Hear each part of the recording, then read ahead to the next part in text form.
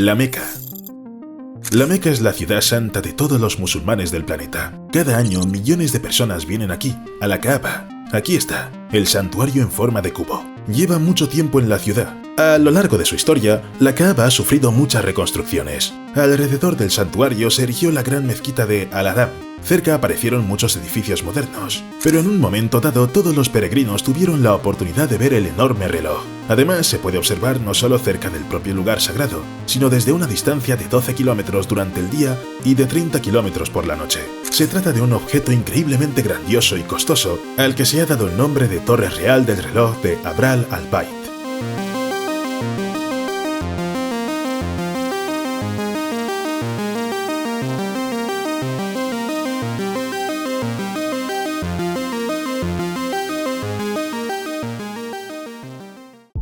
Historia. Sin embargo, esta increíble estructura no siempre podía verse en la Meca. Desde luego, el lugar no estaba vacío. Desde 1780 había un objeto no tan asombroso, pero no menos distinguido, cerca de la Kaaba. La fortaleza de Ayat fue construida por el Imperio Otomano durante el reinado de Abdul Hamid I, que en aquella época era un estado gigantesco que abarcaba la península arábiga, los Balcanes y el norte de África. El motivo de la construcción de la fortaleza es simple: proteger la Kaaba de la invasión de bandidos e invasores. Y es bastante justo comparar la grandiosidad de la fortaleza erigida con la Torre del Reloj, aunque esta se construyó mucho más tarde. Míralo tú mismo. La fortaleza ocupaba unos 23.000 metros cuadrados de superficie. Estaba situado en el lugar más prominente, debido a lo cual la estructura podía verse desde casi cualquier punto de la ciudad de la Meca. Sin embargo, los tiempos pasaron. Los asaltantes eran cosa del pasado. La tecnología empezó a desarrollarse activamente. El mundo se hizo más civilizado, así que una fortaleza para proteger un objeto valioso resultó innecesaria. Así que en 2002 se decidió sacrificarlo, pero hubo algunos problemas. Las autoridades saudíes han sido acusadas de destruir valioso patrimonio cultural. El Ministerio de Cultura y Turismo turco llegó a comparar la demolición de la fortaleza con la destrucción de las estatuas de Buda en Bamiyan. ¿Tuvo esto un impacto significativo en la decisión de los altos funcionarios? La respuesta es obvia. Hoy existe una torre del reloj en la Meca, a pesar de todas las objeciones.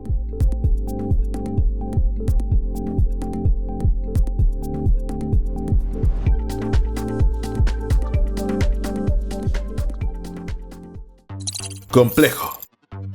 Sin embargo, vale la pena señalar que no se trata solo de una torre de reloj. Todo un complejo fue construido cerca de la Kaaba, y con él comenzó la construcción. Se pusieron los cimientos, planta por planta se trazaron los futuros rascacielos, las estructuras cumplían todos los principios modernos de construcción. Como resultado, aparecieron 7 torres a unos cientos de metros de la Kaaba. El Hotel Movenpick y las residencias de la Torre Hajar es un rascacielos de 279 metros de altura y 58 plantas, alojamiento de última generación y todo lo necesario para alojar a huéspedes de todo el mundo. Otro edificio similar con la misma altura y número de plantas alberga el Hotel Pullman Zamzam. El Swiss Hotel Al-Makam se encuentra en un edificio algo más bajo, con una altura de 232 metros y 61 plantas. La siguiente torre es un hermano gemelo con la misma altura y número de plantas. El edificio más bajo tiene 220 metros de altura y 46 plantas y alberga el Hotel Raffles Maca Palace. Sin embargo, esta torre no es la única que sale perdiendo frente a las demás. Tiene una torre hermana con las mismas características. En ella se encuentra el Hotel Maca. Además, el complejo cuenta con museos, restaurantes, apartamentos, centros comerciales y un mirador con vistas a la Gran Mezquita. En general, los creadores han hecho todo lo posible para que las personas que lleguen a la Meca se encuentren en total comodidad y dispongan de todo lo necesario para una vida plena.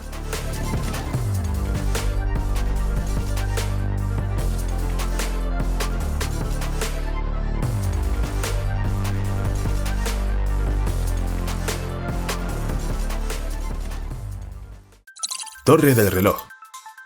Y ahora llegamos a la parte más prominente y cara del complejo, la Torre del Reloj. Absolutamente todos, incluidos los constructores que crearon los cimientos, contaban con la erección de otro lugar notable dentro del enorme complejo. Se hizo teniendo en cuenta que se levantaría un edificio de tamaño similar a otros rascacielos del complejo. Debía tener 450 metros de altura y un peso máximo de 82.000 toneladas. Y luego vino el requisito. Tenía que ser algo más que un edificio. Tenía que ser un grandioso minarete de 600 metros. Y aún más, la estructura debía estar equipada con un reloj. Para que te hagas una idea de la complejidad de los requisitos para construir una torre, he aquí un ejemplo. La torre de Shanghái tiene 632 metros de altura y pesa la friolera de 82.000 toneladas. Esta gigantesca estructura es un auténtico peso pesado, con 575.000 toneladas. La torre del reloj tenía que ser alta pero ligera, así que SL Rush, la empresa que empezó a trabajar en ella, tuvo que esforzarse mucho. Para fortuna de la empresa encargada de la construcción de un objeto tan importante, la historia ya conoce ejemplos de diseñadores que han tenido que equilibrar altura y ligereza. Sí, es la Torre Eiffel, construida por Gustave Eiffel. Probablemente SL Rush haya aprendido algo del ingeniero francés. Los creadores no ocultan que se trata de una construcción muy compleja. La ligereza se debe a los modernos materiales compuestos. La base es acero de alta resistencia y hormigón. La estructura se hizo en forma de armazón y, lo que es más importante, se fue haciendo cada vez más delgada a medida que subía. ¿Recuerdas el monumento más famoso de Francia? SL Rush siguió exactamente el planteamiento de Eiffel en este punto. Además, se aumentó la distancia entre plantas para reducir el peso. Es más, simplemente no podía haber muchos, ya que los constructores no habrían cumplido los requisitos de peso. Así, por ejemplo, detrás del reloj, un piso tenía una altura de 12 metros. También hubo que sacrificar el suelo. En su lugar, los pisos superiores están vacíos. La torre estaba casi terminada, pero no hacía honor a su nombre.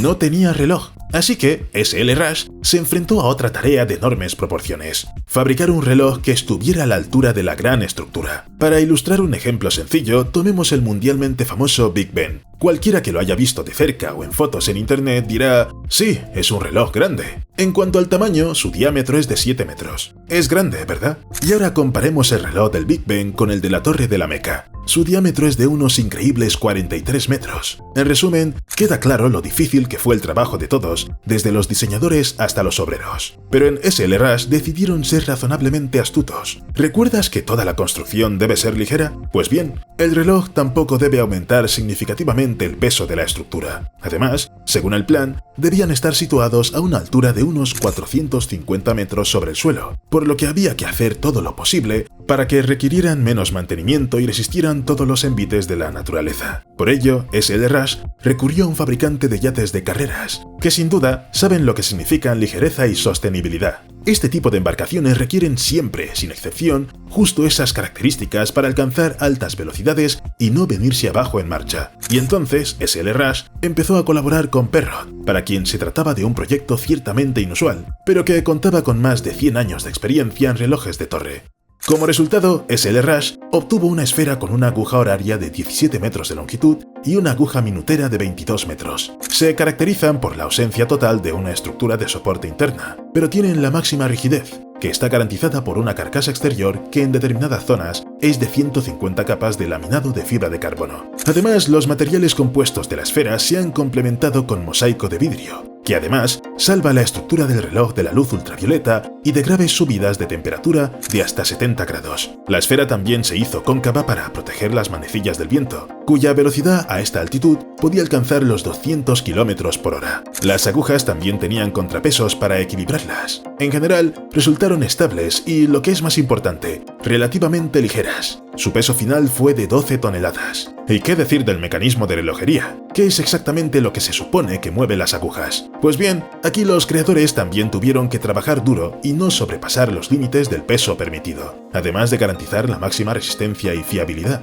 Como resultado, la torre se equipó con un mecanismo fabricado con componentes de alta calidad, incluidos engranajes y ejes. El peso, por supuesto, puede parecer muy elevado, 21 toneladas. Y con razón, es el mecanismo más pesado del mundo. Sin embargo, esta solución permitió mantener la construcción relativamente ligera. ¿Recuerdas que el reloj pudo verse de noche hasta 30 kilómetros de distancia? Para ello, la esfera está equipada con 2 millones de LED. Cada uno de ellos está montado a una distancia de 105 milímetros del siguiente, de modo que desde lejos, la torre es visible como una única superficie. El color verde se eligió por una razón. Como dicen los creadores, tras varias pruebas en diferentes condiciones, se dedicó que el blanco y el negro no es adecuado, sino el verde y blanco, debido a las peculiaridades del ojo humano. Además, se instalaron pantallas multimedia a cada lado de la torre, en las que se pueden lanzar diferentes inscripciones en el momento oportuno. Al mismo tiempo, los creadores no olvidaron el hecho de que los LED en climas cálidos pueden fallar. Se eligió la moldura adecuada como carcasa de refrigeración. El resultado fue uno de los edificios más altos del mundo, con el reloj más alto y más grande, con el movimiento más pesado de la Meca. Sin embargo, eso no era suficiente, así que a los puntos se añadió otro que convertía a la torre en la más. Era el edificio con el espacio más alto. Por ejemplo, la planta ocupada más alta del edificio más alto del mundo, el Burj Khalifa,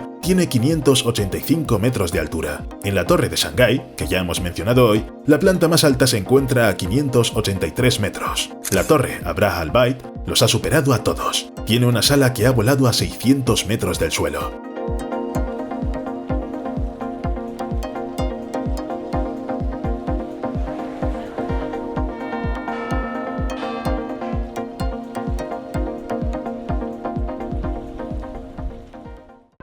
Media luna.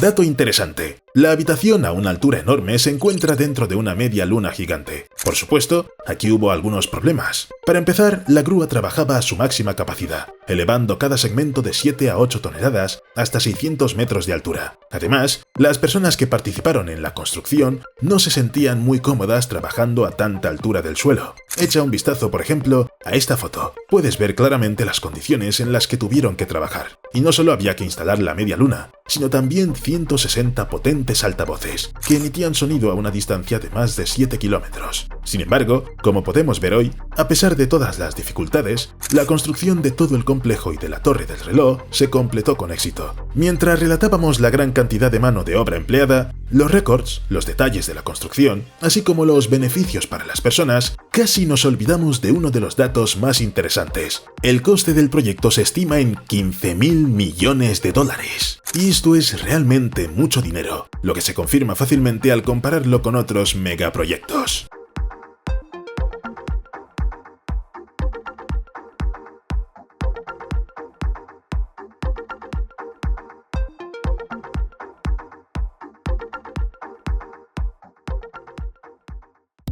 Torre Jeddah.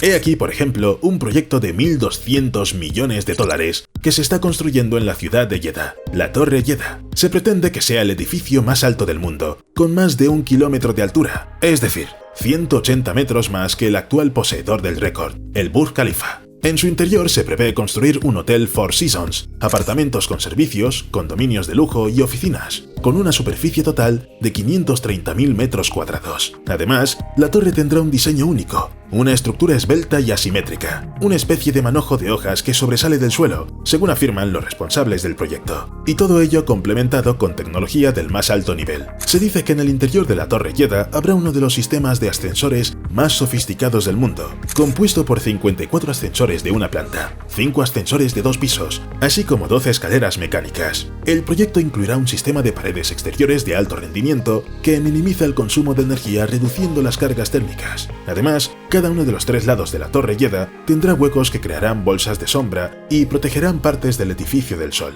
Otra característica única será una terraza en el cielo de unos 30 metros de diámetro, situada en la planta 157. Una vez terminada, bien podría considerarse una de las más grandes del mundo. Una vez terminado, podría considerarse el observatorio más alto del mundo.